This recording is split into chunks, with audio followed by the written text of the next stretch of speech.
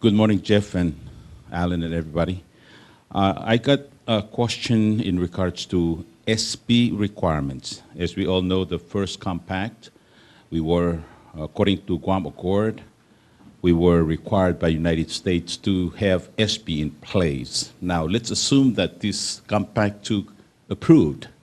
Is United States going to require us to have SB in place?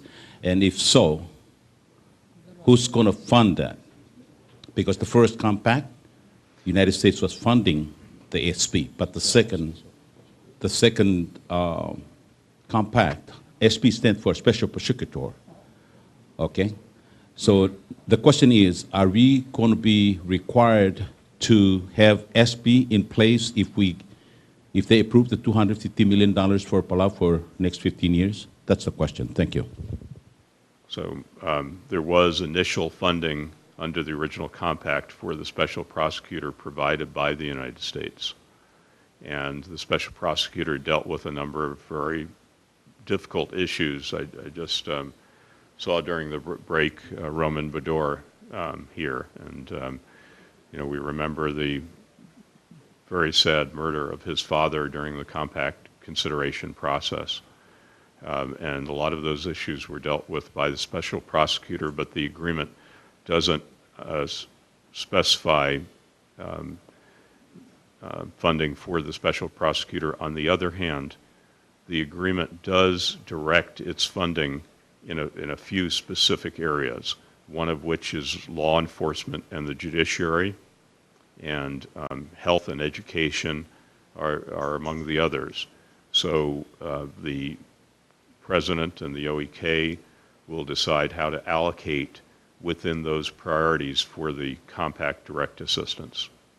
Right. Now the question is, when we get the compact too, are we going to be required to have SB in place, and if yes, who's going to fund it, us or United States?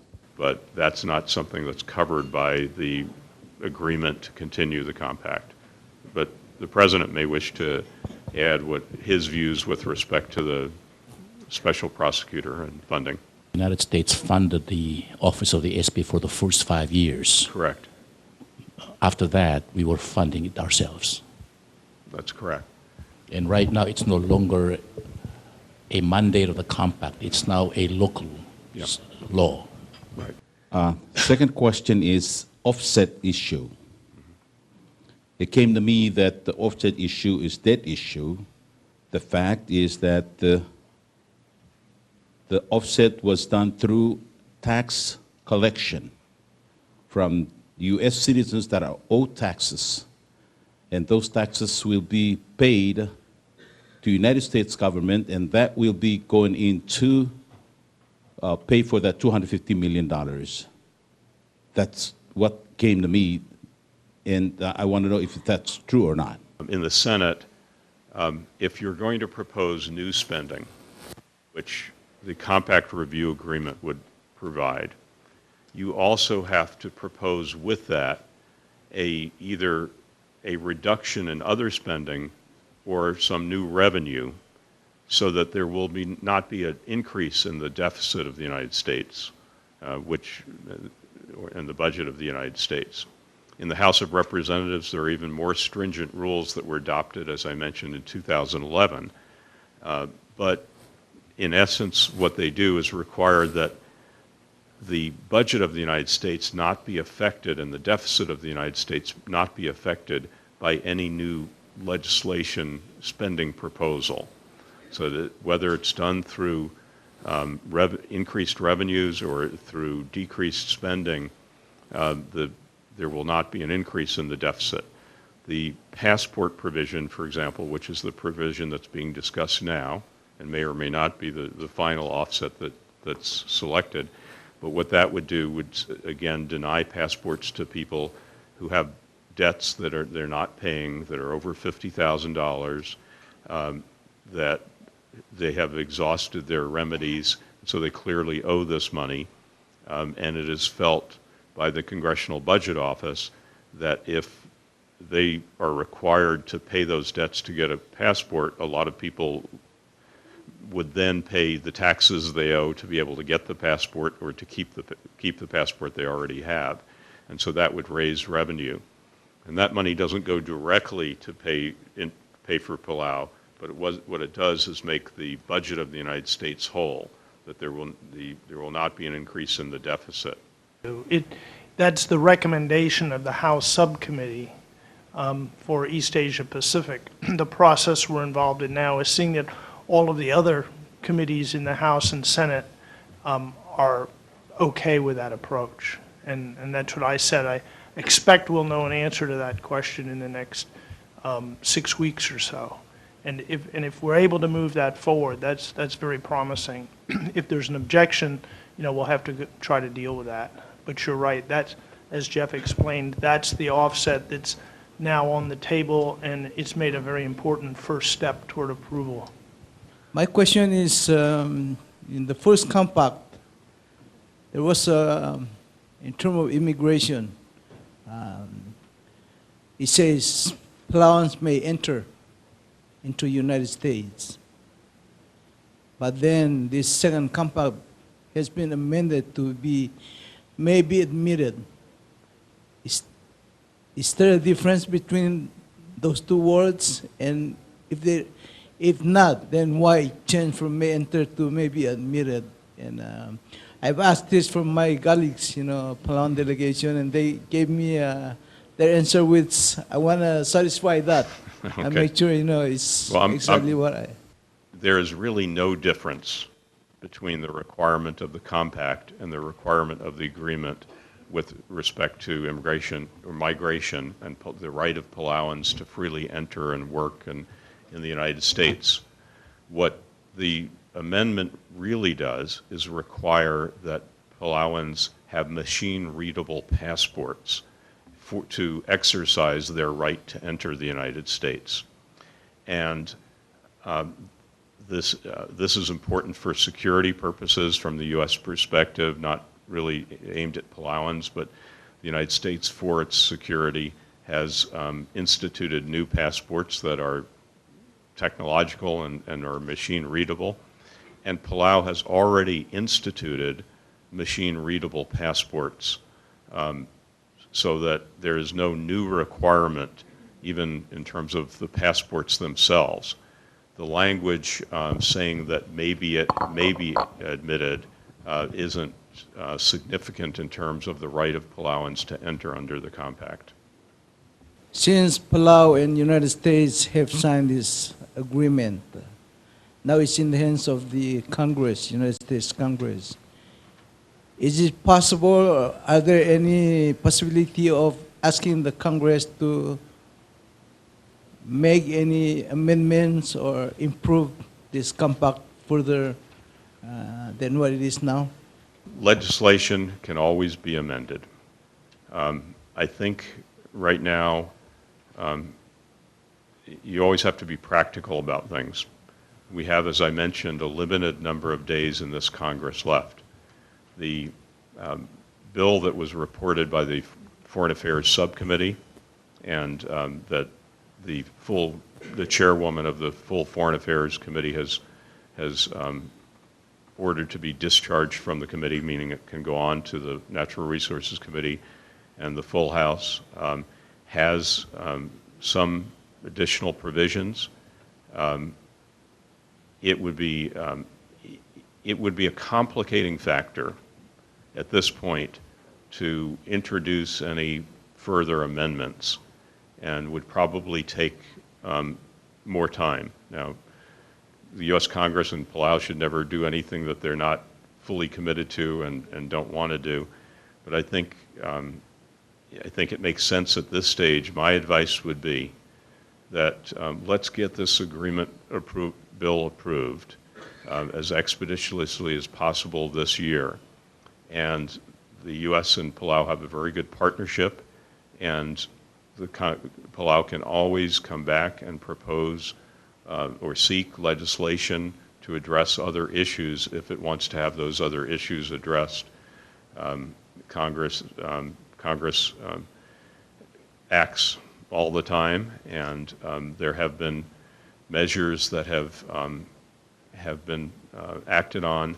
While this Congress has not been very productive, we, for example, worked last year to extend the eligibility of Palau for airport improvement grants and other assistance from the Federal Aviation Administration, and did that outside of the compact legislation.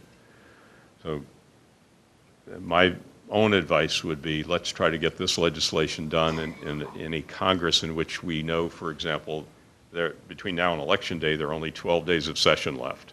I'm not sure of the exact number of days that will occur between the election and the new Congress on January 3rd, but we know that it's a very limited time period. So I'm not sure we want to raise more issues unless there are technical issues that people can all agree upon. I think I would be even more forceful than Jeff. It's a very big challenge moving forward in the few numbers of days that we have. As Jeff mentioned, as it is, the House and Senate language are currently not identical, and that alone is going to take us some time to reconcile. It's the view of ourselves and most of the people who've looked closely that the House and Senate language have the same effect. But when you're trying to explain this issue, remember we have 535 members of the Congress, and people will come to us and say, you know, why are these two versions different? Which version are we going to move forward? That's already a big task. And then we also have to explain to them the offset and how it was derived and how they should be agreeable to that. To introduce changes to legislation which has essentially been before Congress now for 18 months. To discuss a new change at this point would increase our risks of not getting this done substantially. So I would urge that there not be requests from Palau for changes. I would also add that just last month, the President signed legislation that made two modifications to the compact with respect to the Marshall Islands. So there is an opportunity, you know, later on to make modifications, and I would urge that they be held off until we get this very important extension done. Some Palauans have been denied entry into the United States or have been deported from the United States because of their criminal convictions either here in Palau or in the United States. Would you please explain to us the background for that policy and explain whether it's limited to Palau or the FAA states or the scope of that procedure or policy? Compact impact, that is the impact which Micronesians coming into the U.S. under the terms of the compact. That issue has probably been one of the largest that we've had to confront in the extension of the compact with the RMI and the FSM and now with Palau. As Jeff pointed out, the challenge is not so much of Palau. The number of Palauans is quite small compared to the migration from the other FAS. For those who don't know, the second largest Marshallese community in the world is a little town in Arkansas called Springdale, where there are 7,000 Marshallese. And you can imagine the impact of 7,000 aliens on what is a relatively small Midwestern town in the United States. There are a lot of Micronesians, of course, in Guam and Hawaii. But the main kind of education issue that has attached to this problem is that Micronesians don't have a free pass into the United States, that they essentially have a visa waiver, and they're coming into the U.S. not as immigrants. That's a very important distinction that many Micronesians who come to the U.S. do not understand. When you are an immigrant, you're entitled to participation in certain national programs. But Micronesians as non-immigrants are not entitled to participate, for example, in Medicare and Medicaid. So there's been a lot of confusion in the communities about that. With respect to the actual entry, many provisions of the U.S. immigration law with respect to your right to enter the United States continue to apply. And if, for example, if you're a criminal, or if you're a terrorist, or if you have a communicable disease, those are all standards which have always applied since 1986. But frankly, the U.S. never aggressively enforced these limitations. After 9/11, there was a very sharp focus on the security interests, and that is why there was one actual change made, and that is that Palauans and others migrating under the compacts have to carry a machine-readable passport. Behind that, although there was no change to the wording of the compact, is that there's a debate within the U.S. government that our immigration officials should in fact start enforcing these other provisions that were not enforced in those 15 years. So I hope that answers your question, that now federal officials are enforcing those, particularly that criminals, those with a felony record, either in Micronesia or in the United States, not be allowed admission. Is there a procedure whereby we can waive that for certain Palauans whose records are very old? In general, yes, there are within the body of U.S. immigration laws provisions for waivers in appropriate circumstances, and those are made at the discretion of immigration and State Department officials. So I think the ambassador might be able to help in specific cases. There are waivers that can be afforded people, but there's a process, and we work with INS and DHS. So the embassy is there to assist in people who want to apply for waivers and assist them on how to do it. There's also in our embassy a computer if people need to get on and use for forms, etc. But we're tied to U.S. law. And so when you come to the embassy, we're not able to waive anything. That comes from INS and DHS. But we have provided that. Immigration Naturalization Service, INS, and DHS is Department of Homeland Security. And it has been, I mean, we've all acknowledged that after 9/11, the requirements appear to be looked at more closely. But that doesn't mean because you have something in your background that you're not able to travel. It means that you have to go another step to travel. Pardon me if I don't understand the language, Washington, D.C.'s language. But I'm an avid watcher of Fox News in Palau. And lately I hear this expression, donut hole. And donut hole. So my first question is, does this donut hole have discussion, expression, has any implication to the offset that you guys are working for Palau? My second question is, our Chief Ibadul has expressed it, the issue of immigration. Are there any other provision of this agreement signed by our President and Ms. Reid in September 2010 that the various committees of the Senate and the House are also debating on? And my third question is, we appreciate our executive branch doing all the work with you in trying to get this compact agreement approved. What would you recommend to our Palau National Congress as far as endorsing that agreement that has been signed, and that perhaps could also help you guys get this through the Congress? Thank you very much. I am familiar with the donut hole in the issue of Medicare funding and Medicare prescription drug benefits, which would not be an issue for Palau and Palauans. And what that really is that the Medicare Part D, which provides payment for prescriptions for the elderly on Medicare.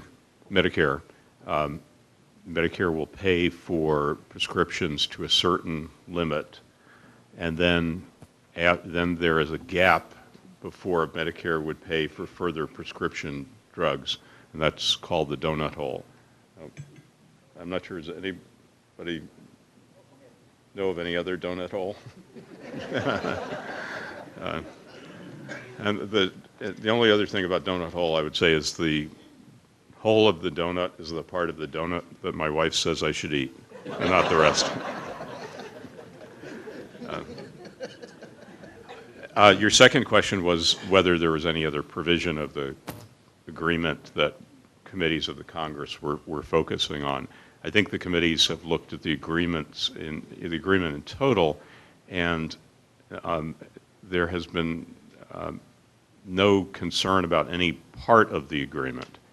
The committees were regularly briefed by the U.S. executive branch and by myself as we were negotiating the agreement.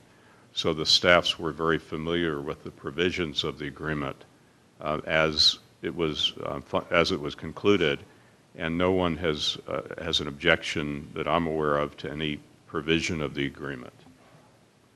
There was continuing communication during the negotiation, and Congress did make clear there were some principles that should be adhered to. One was to keep the Palau Compact consistent with the extensions with the FSM and the RMI as much as that was practical.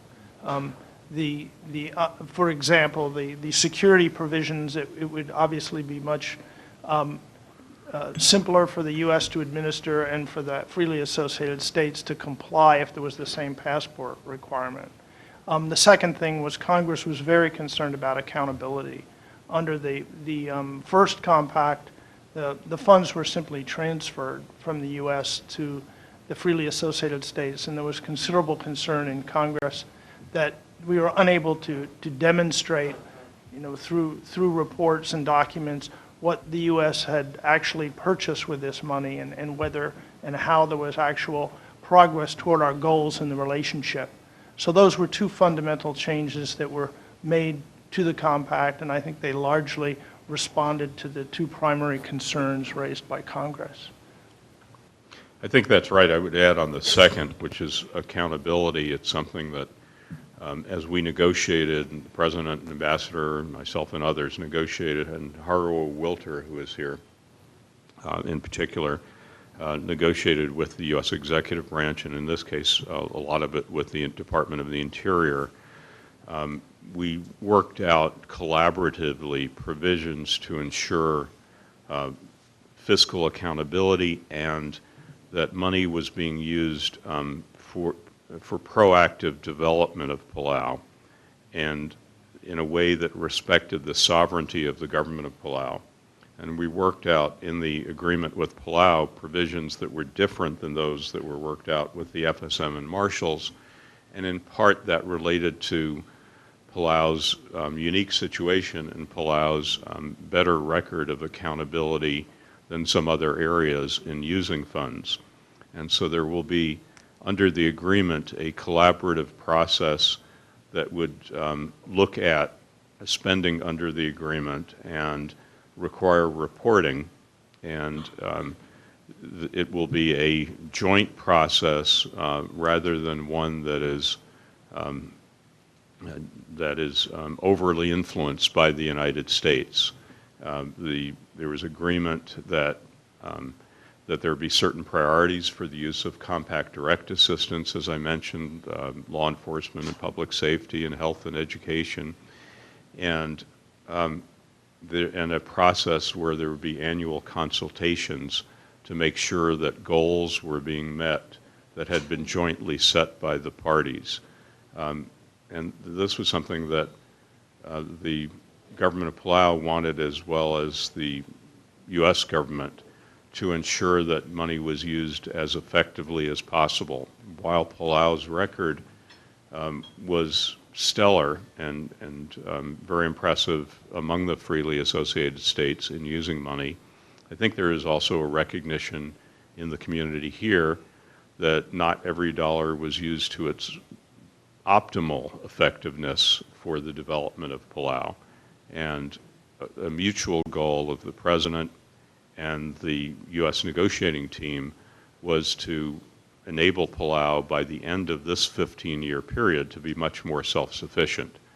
So there will be a process that will be require a lot of collaboration and a joint team of, named by the President of Palau and the U.S. government to work on setting parameters for the most effective use of funds.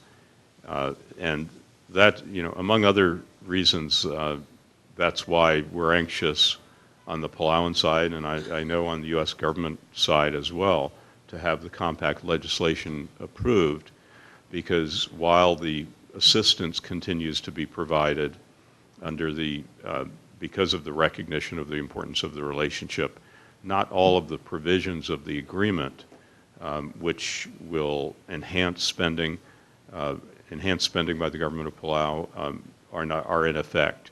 There are federal programs are very important to Palau, and there are some changes. They're really minor technical and procedural changes in the way federal programs operate. And these changes are not Palau identified so much. They respond to changes in federal programs in aviation and telecommunications and other subjects that have been made since the compact was negotiated in 1985. And so laws change and the compact needs to be modernized in that respect.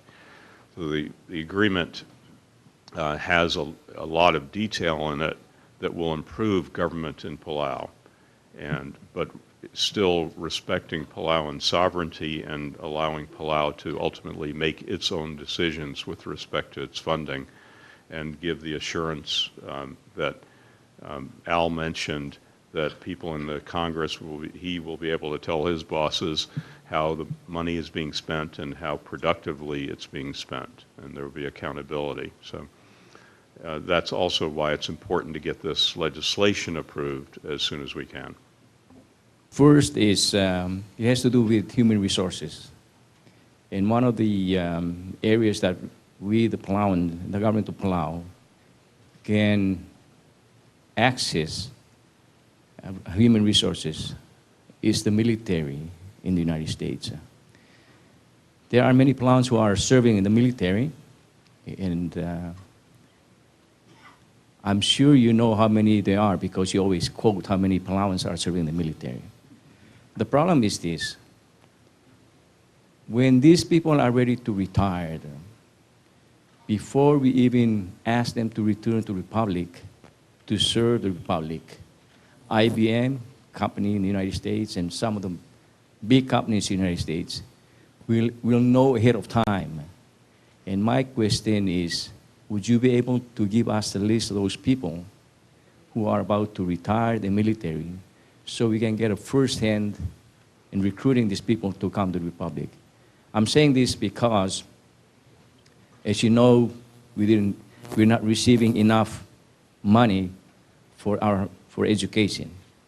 And I think in order to solve that problem, if you could give us a list of those Palauans who are ready to retire so we can access them, or at least reach out to them and to see if they can come to the Republic to serve the Republic. My next question is this, and it has to do with the United States Post Office. Right now, when you're in the United States and you send a bulk mail to the Republic, you pay a specific amount of money. But when you send a bulk box from the Republic to the United States, we are charged by the weight of that box. Why is there a difference? And if you could maybe bring that up and solve it, because it's the same thing, United States Post Office that we're using. Thank you. You've mentioned us citing the number of Palauans in the military, and Palauans do serve in the U.S. military, and with distinction, and several have sacrificed in their lives or their limbs, and that's greatly appreciated on behalf of the United States and Palau and peace around the world.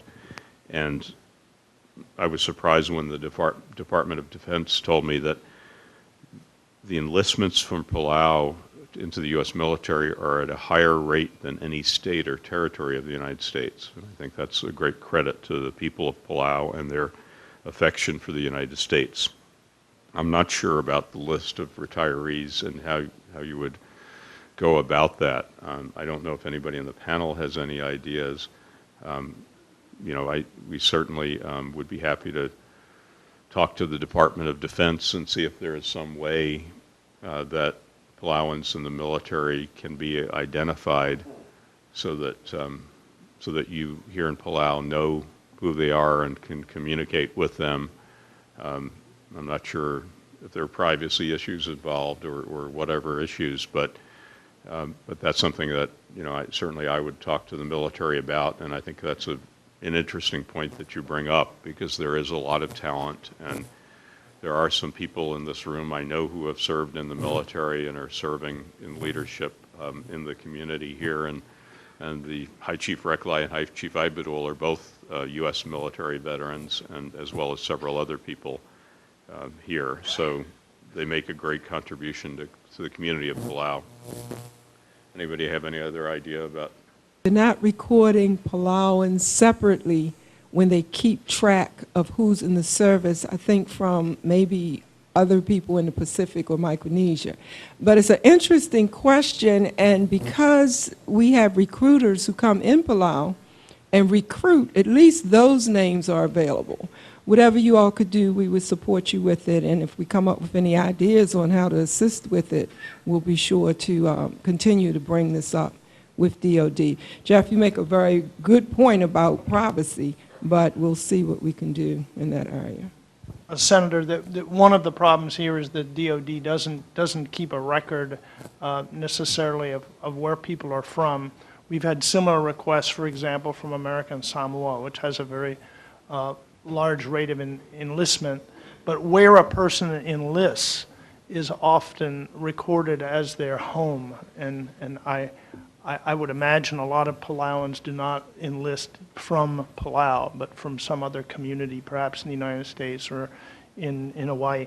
In any case, this is a very good idea, and I know in states and in territories there are many programs to bring veterans not just into the school system, but into the government with a special preference and in recognition of their experience.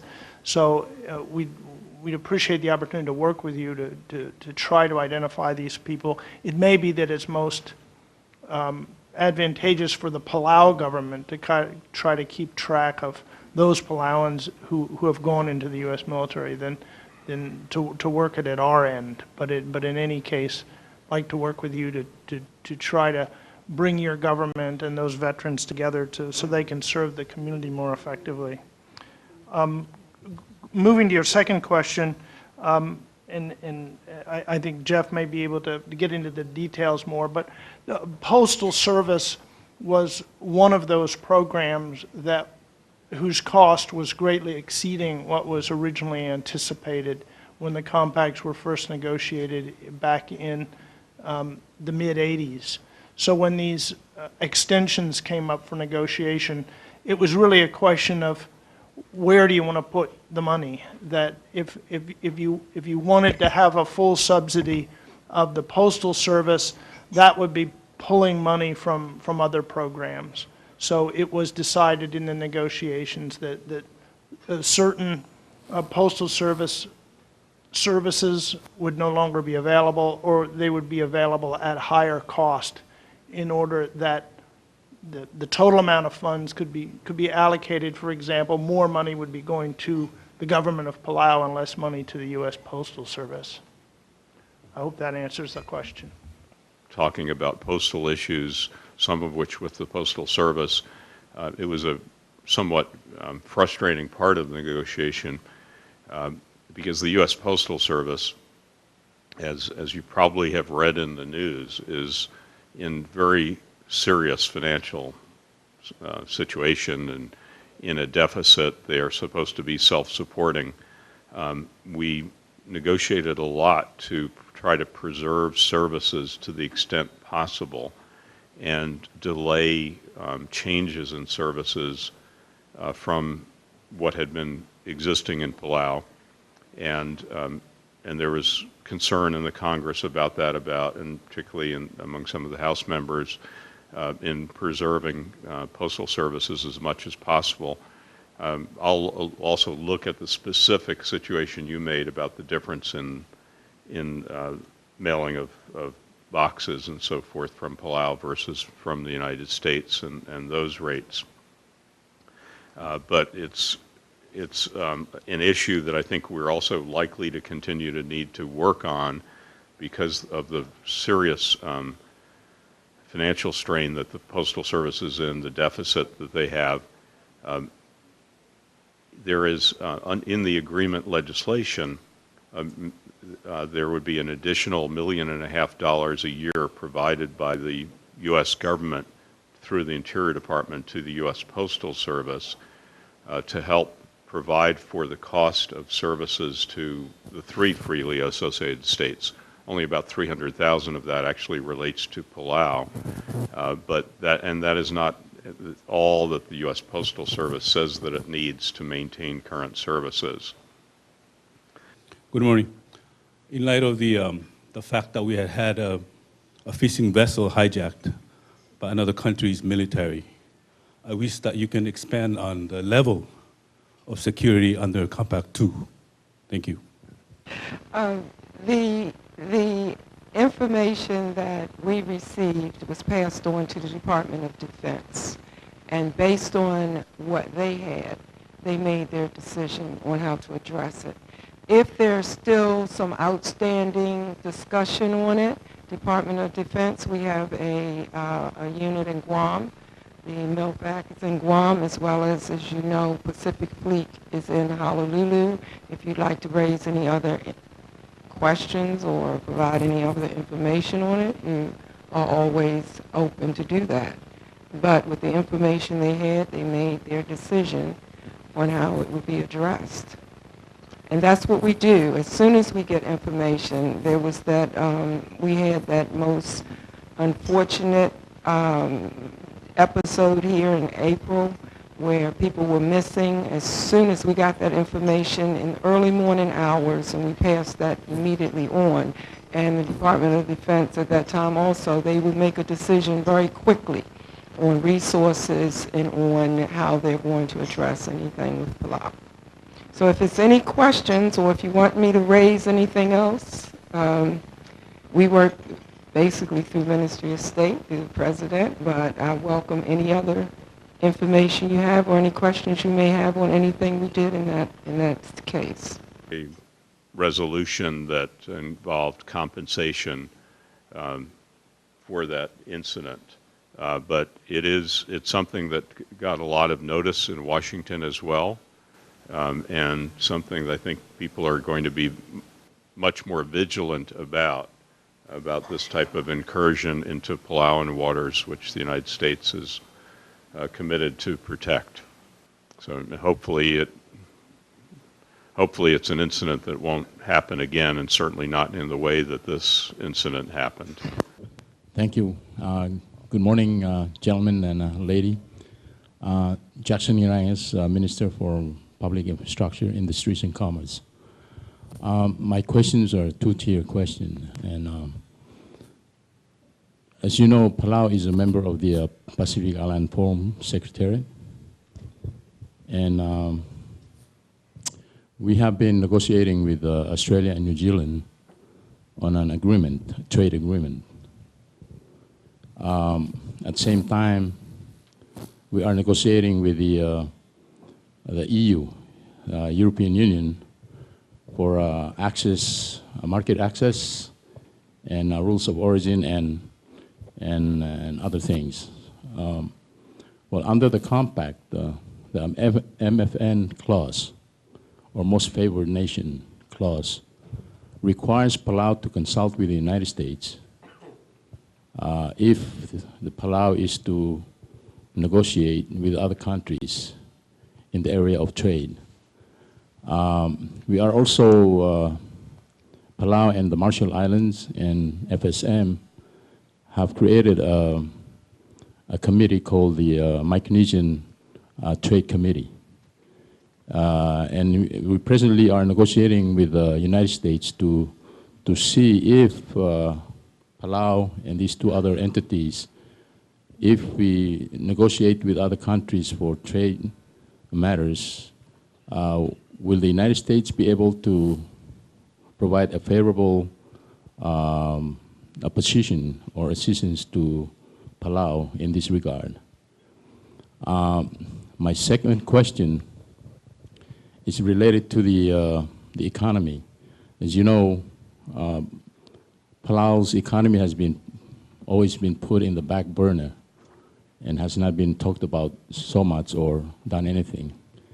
Will the United States be able to assist Palau through the Department of Commerce, U.S. Department of Commerce, assist Palau in the area of technical as well as financial assistance to create a foundation to build a trade through the export industry in Palau, so that Palau can be able to utilize its natural resources and then be able to trade such resources to other countries in order to be able to bring in new funding or new money to support the government and the people of Palau. Thank you. Yes, the U.S. could provide some assistance or support, but in order for that to move forward, it really takes a specific written proposal. I don't know what specific negotiations you had in mind and how the U.S. might support. There would be a dynamic, if you're going to be exporting widgets, to some country which the U.S., you would be a competitor. That would be probably a different response from the U.S. if it was something where the U.S. was not a competitor and didn't have a domestic interest. And then what is the other country? What are our trade relations? As you know, we have free trade agreements with many countries.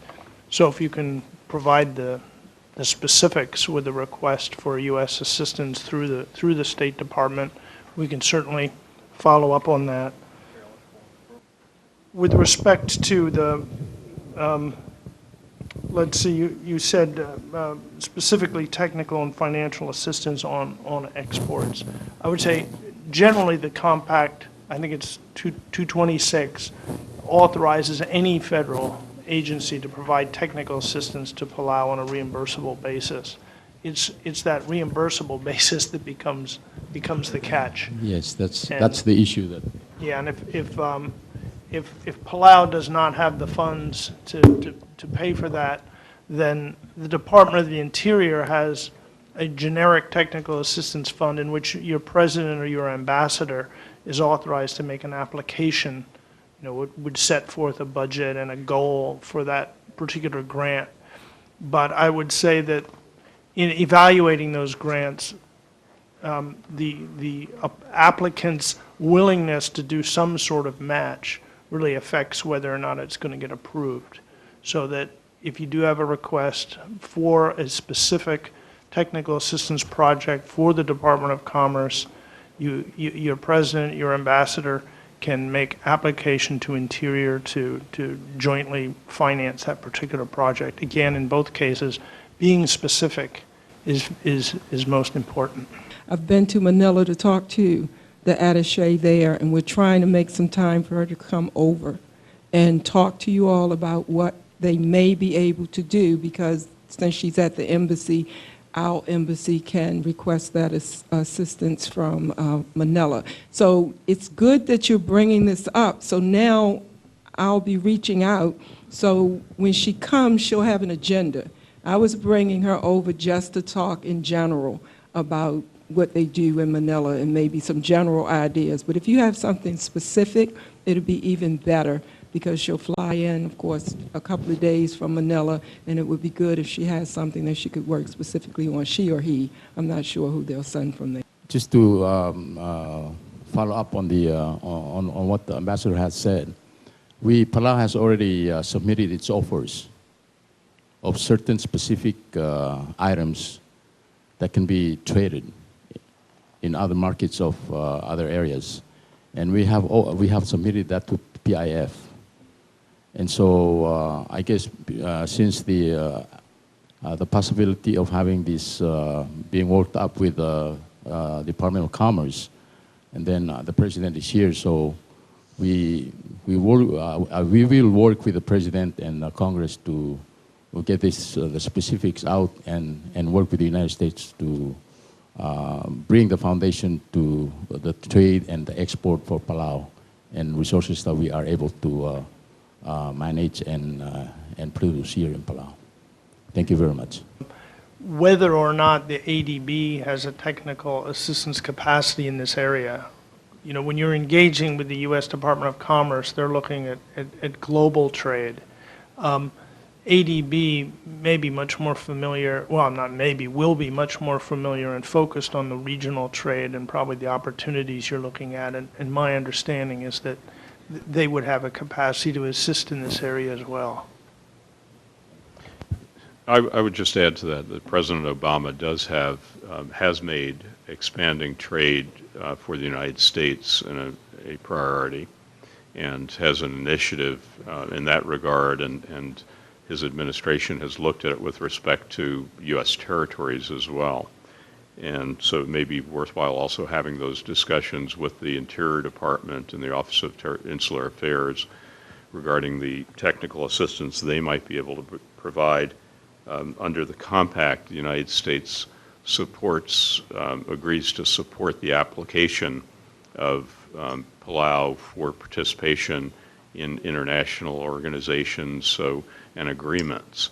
So in terms of trade agreements, the United States, it's something to talk to for the Ministry of State to talk to the U.S. State Department and the U.S. Trade Representative about how to make sure that Palau is adequately covered, for example, in trade agreements with the European Union, which you mentioned.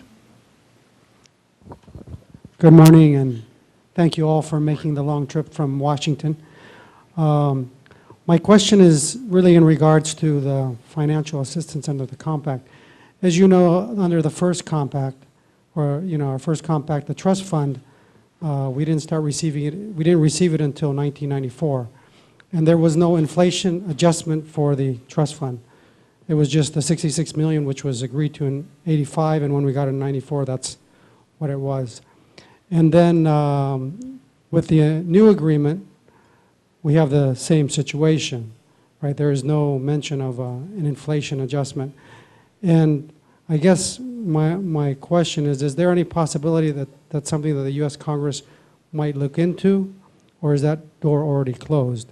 The other question I had was, as you know, the compact road was almost 9 years delayed. No, about 10 years delayed, because it was supposed to be 5 years after the compact implementation. Didn't finish until 2007. That also stalls economic development. In the compact 2, if we got the assistance started 2 years ago, we would be further along ahead. So, same question, fiber optic cable 2 years ago would have been cheaper than it is now. How would we be able to look at that? For example, could we consider just saying fiber optic cable instead of saying a fixed amount? Those are just some of my questions. And then as far as the 8% that might be mandatory, will that only affect federal programs that we're eligible to now, or will it also impact the $250 million assistance? And then lastly, I was going to ask about, I know that there's sometimes federal programs that come out, and Palau, let's say CNMI gets written in, Guam, Virgin Islands, American Samoa, and then the FAS states are written out. now that, the agreement, Palau agreed to continuing federal programs, the other FAS states cashed out to a certain extent. Are we going to be kind of lost a lot of times and get run out of grants? Just a question. The agreement would continue the current federal programs for this next period of the compact, and the congressional staff that are here, in particular, are people that are always looking out for making sure that Palau is not forgotten as federal programs are reauthorized. And I can think of several instances where Al and Brian and others have, in particular, worked to make sure that specific federal programs have continued. With respect to the sequester, the 8% cut across the board, the compact assistance the direct compact assistance would not be affected by the sequester, but because there are certain exceptions from that 8% cut. But most federal programs would be covered by the sequester. There are exemptions. There are a lot of exemptions in the law, many more non-exemptions than exemptions, but mandatory assistance is exempted, and some federal programs, but you would see, and you should expect to see, if the sequester goes into effect next January 2nd, Congress doesn't reach another budget agreement, and I've already calculated the impact on Palau of the cuts in some education programs, for example. And these would be the same percentage-wise that would apply to the rest of the country, or the United States. Hopefully, the Congress will reach a budget agreement in the lame duck session of the Congress. I say hopefully, not even cautiously hopefully, because I think will be very difficult to avoid the sequester, but there are a lot of people who want to see that done. With respect to the issue of inflation, the bill that's the Foreign Affairs Committee has reported would apply an inflation adjustment to compact assistance. Whether that will go the whole process of the legislative process, we'll have to see. Certainly, there's a recognition that, and your argument is a very good one, that what was negotiated in September, signed in September of 2010 and negotiated in 2009 and 10 in terms of dollar amounts is different than the dollar amounts today, and will be different than the dollar amounts in their value, purchasing power, when the agreement goes into effect, whenever that will be. But I'm happy to say, I think we're all happy to say, that there has been very low inflation during the past couple of years, and projections for the near future are for very low inflation. As a matter of fact, the Congressional Budget Office has just within the past few months, I believe, twice reduced its inflation projection. So there has not yet been a lot of loss of purchasing power, but there has been some. So that's an issue that we'll have to see how it works out as this legislation gets finally enacted. Good morning to all of you. Thank you for making a long trip from the United States to Palau. I'm asking you this question because it's been asked of me many times, and I don't have the clear answer for it. The compact review agreement was signed back in September 2010, and I guess it was hoped or expected that it would be approved by the U.S. Congress as soon as possible, and also the Republic of Palau Congress, and so that it would come into effect right away. Of course, as a congressman in Palau, I understand that these things take a long time. And up to this day, the U.S. Congress, as well as the Palau Congress, have not acted upon them or have not approved the agreement. However, the United States government, through separate legislations, have continued to provide funding from year 2009, 2010, and as well as 2011 and 2012. And from what you said earlier, the United States would continue to provide funding until such time that the Compact Review Agreement is approved. And so we can be able to tap into the monies or the funding provided in the agreement. My question is, these fundings that we have received from 2009 through today, once the Compact Review Agreement comes into effect, would the funding that we have received from the 2009 up to today be deducted from the Compact Review Agreement funding, the $250 million funding? Or can we start all over again from the time that the Compact Review Agreement is approved by both governments, and so the entire $250 million can move forward from there? What the agreement provides specific amounts of money to be provided in each fiscal year, beginning with fiscal year 2011. And so the monies that have been appropriated already for 2011 and fiscal year 2012 are credited towards the $250 million.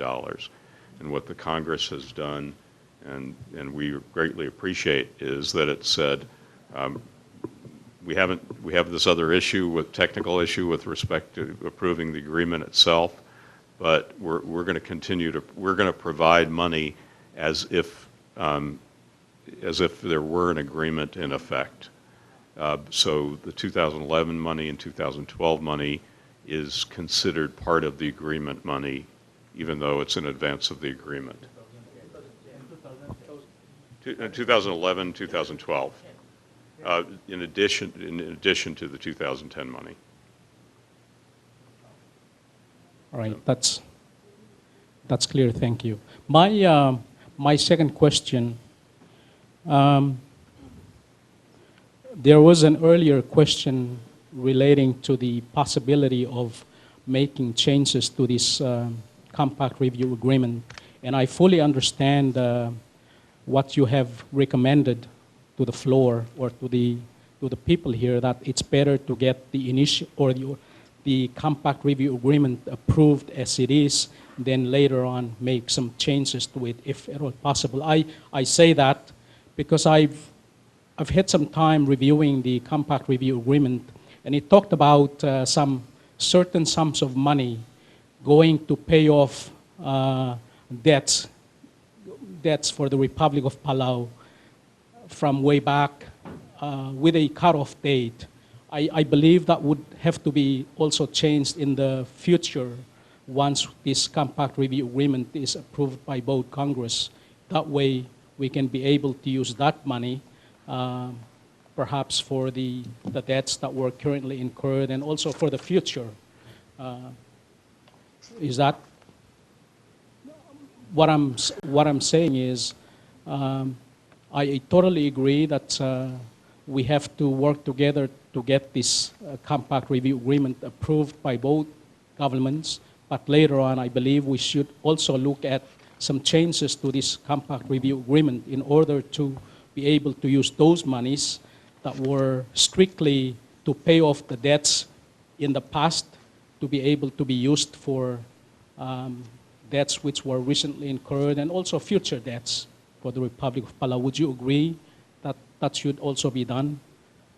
The legislation would adjust the payment schedule to reflect the effective date of the agreement. And the government of Palau, I think, has, through the assistance that's been provided by the U.S. government, particularly in this current fiscal year, paid for some of the outstanding debts that were in arrears. Of course, because of that, the government has incurred some new debt, but that new debt would be able to be paid for with the fiscal consolidation fund money under the agreement. Okay. That's in the bill before the United States Congress. Is it?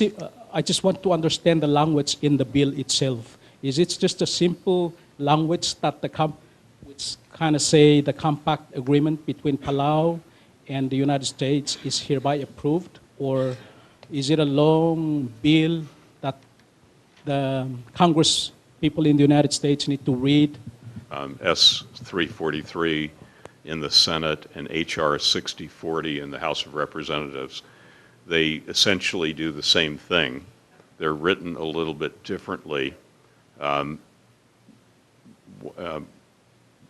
of the concerns that people had is the agreement, and the agreement also has some addenda and then refers to subsidiary agreements. And I know that, for example, when the House Foreign Affairs Committee was drafting the legislation, they did a draft that put all of that into legislative language, and it was quite lengthy, 54 or so pages. And they were concerned that having all of the details in the legislation itself would raise more questions among members of Congress who would look in page 39 and line 19 or something and have a question about a sentence. And so essentially the way the agreement is written, or the legislation is written, is that it approves, it refers to and approves the agreement, and basically incorporating that, making that the agreement part of the law.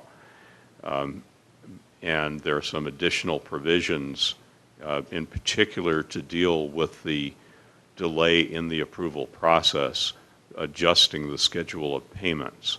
And again, it's written a little bit differently in the House and the Senate, but essentially has the same effect. But certainly, we'd be happy to provide you with copies of the legislation as it stands, both out of the Foreign Affairs Committee's version in the House and the Senate bill. And as you know, as a legislator, bills are drafts of laws, and they undergo different drafts as amendments are made, and in the end, the language of the House bill and the Senate bill will have to be reconciled, even though we're not really talking about substantive issues, just the structure of the legislation will have to be approved. But certainly the bills, as they are introduced and reported, are public. So, Al, any other comment, or anyone? It's a good question because, again, quickly, as Jeff said, both bills were introduced in the House and the Senate, very long. They reiterated the entire agreements and their subsidiary agreements. But then there was an effort, recognizing how long they were and that the amount of questions they could raise, that they would be summarized. So we got them down, I think it was like from 50 pages or 40 pages down to about 10 pages. And basically the provisions that remain are that we are approving the agreement reached on September 3rd, 2010 with the subsidiary agreements. And then there's a lot of language explaining that because this is delayed, we have to adjust all these amounts and these dates. The other was the passport provisions do require amendment to the immigration laws, so that stuff was in there. But one reason one of the complications we're facing is that both the House and Senate separately ask for estimates of what a bill costs and then what your offset is valued. And because the language isn't the same, theoretically, the analysts who come up with those estimates could come up with different estimates. The Senate language has been around for a lot longer than this House language. My boss filed it as an amendment, I forget, six months ago. And it was scored, and it had its score. And the Manzullo provision, which came along later, which is drafted differently and does have an offset, I do not believe has been scored. So we have to be very, very cautious. Anytime you make a significant change, or some would argue if you make any change, it has to go back to these experts in the budget office and get rescored.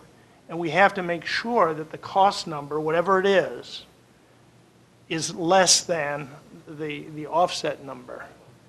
So I'm explaining this so that you understand the sensitivity that as we move forward, now we have these two drafts. If either house makes any change, we risk that these numbers won't work out, and we could have a significant delay trying to resolve that scoring issue. But I think as we also understand that those of us who work on the legislation, there really are no real differences, and so Al is exactly right. We have to explain this to the budget office people Congressional Budget Office people who have to read it and try to make sure that they agree with us that the same things are being done and intended by both pieces of legislation. Senator Diaz. We just want to ask the Congress delegation, Jeff, to convey our request, reply request. Reply is concerned about benefits, Medicare. We're talking about VA benefits and Social Security. Can you ask the Congress of the United States to, pass or introduce a legislation to help us? We don't care about those who retire and live in the United States. That's their prerogative. But for us that lives here in Palau, what I don't understand is the Filipinos retirees are able to use their benefits in the Philippines, and for us Palauans, we don't. So can you ask your bosses, to introduce a legislation to help us? Absolutely. If I can give you my card. If you can convey the specific language of the request, I can follow up. But let me say that, generally, if you pay into a program and are a beneficiary, you should be able, regardless of your address in the world, to get those benefits. So that if you're a veteran and you paid in, yes. If you got a Social Security number and paid in, yes. For Medicare and Medicaid, I don't think there's any eligibility. So I don't know. If you're not a U.S. citizen, I don't believe you can tap into those programs. Yeah. Saying that when I turn 66, the TRICARE is no longer available for me, but I can switch to Medicare. Same thing with Recline. So I don't understand. Can you take a look at that and see if we can start using our benefits, right. especially? I think Sure. You're talking about and Right. what their benefits are, and I would note that this is an issue that you've raised and Chief Reclai also raised with Senator Inouye. Right. And he was very sympathetic to that as well. So. Yeah, I should clarify. I did misspeak. I said it right the first time. If you pay in, you should be eligible for benefits. It isn't a question of citizenship. It's a question of whether you paid in, and as a member of the military, you would have paid in. Aren't you, United States government, concerned the fact that these small island nations or countries suffering from global warming and world economic crisis, the United States is showing more interest in the Middle East, and the Chinese are here asking us to have a diplomatic relations with. My question is, and then the United States officials keep saying Palau is very important. Strategic location of Palau is very important to United States security. What is the United States position on that issue?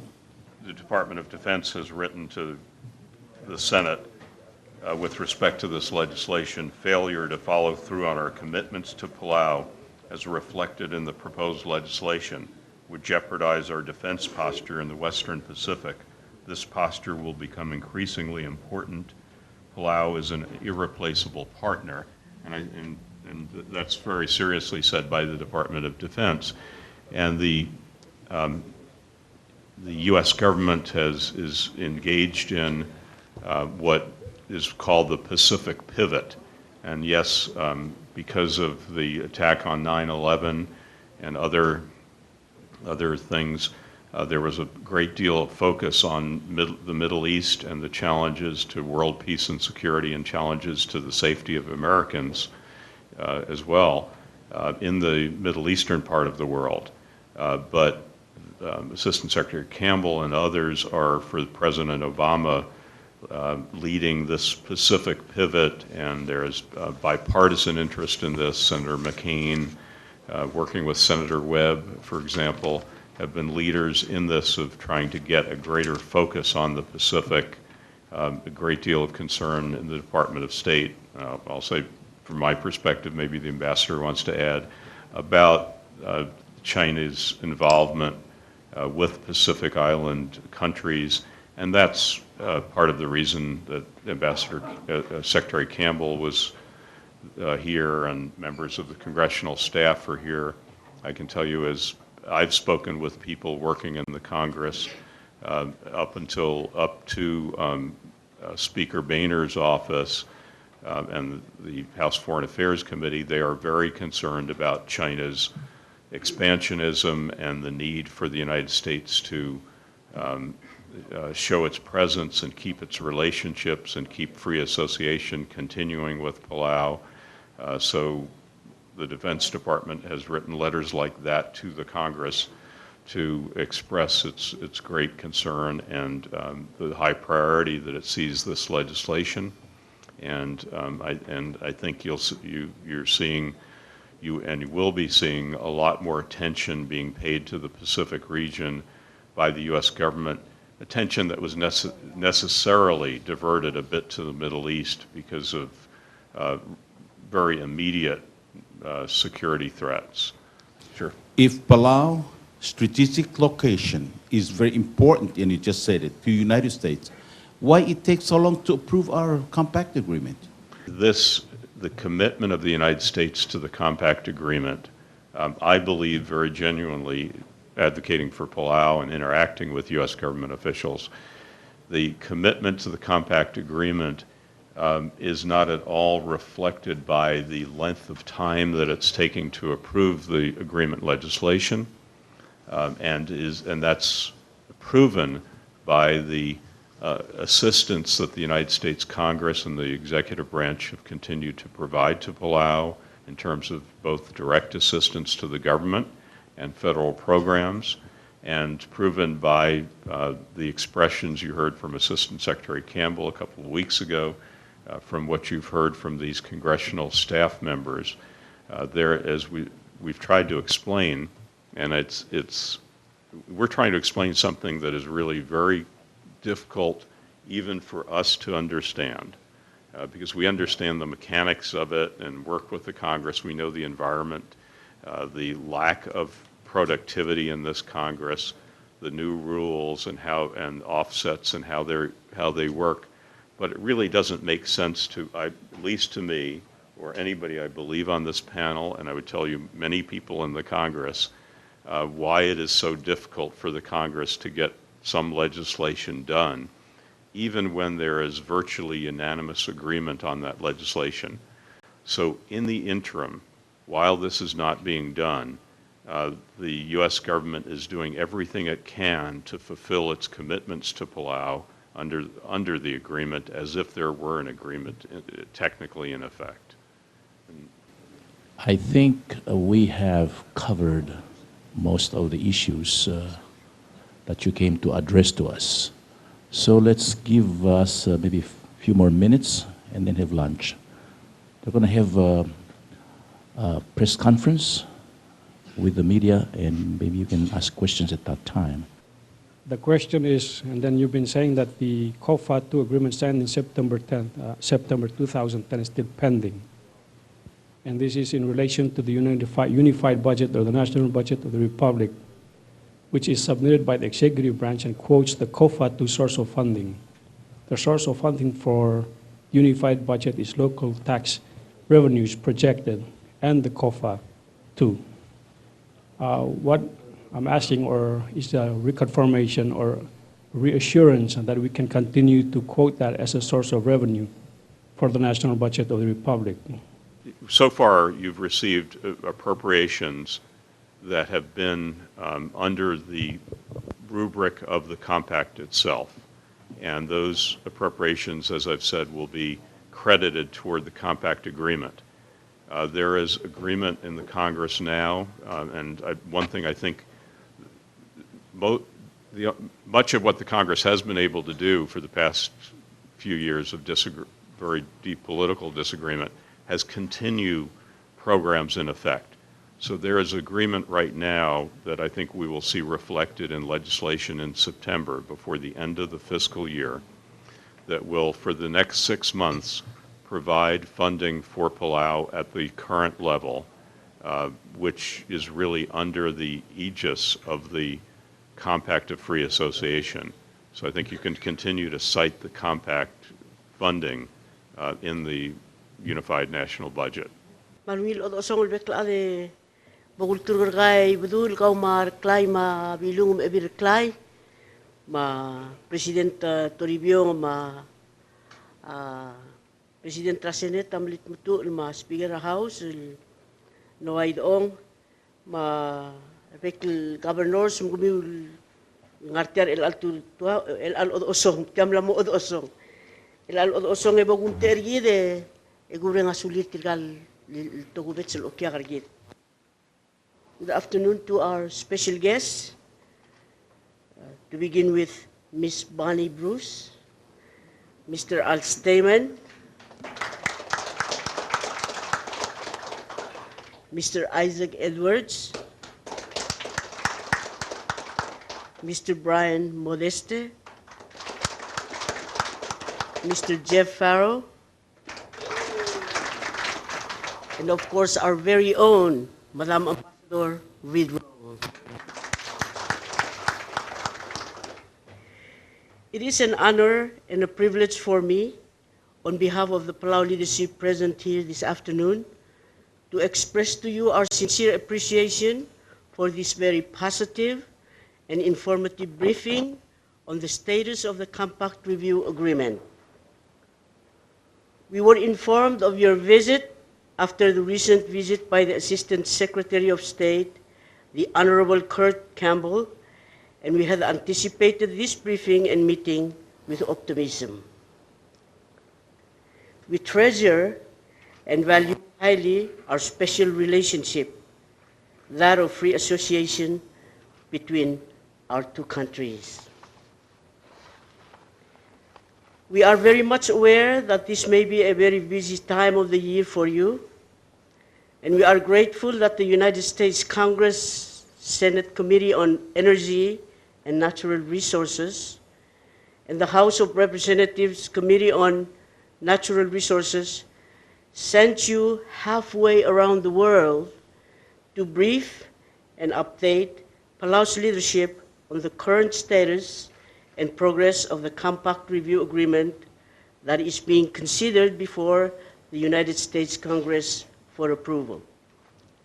Please convey our special appreciation and best wishes to the chairpersons and members of your respective committee for the work they are doing on our behalf. Once again, thank you and enjoy the rest of your brief visit with us, and we wish you a safe journey home. Thank you, Madam Ambassador Vidro, also. Thank you very much. In closing, reiterate what you have said. I thank Al and Isaac and Bonnie and Brian for making a really extraordinary trip to just fly straight from Washington to Palau without stopping other than to change planes, spending a day here and flying back, spending more time in the air than they will be on the ground.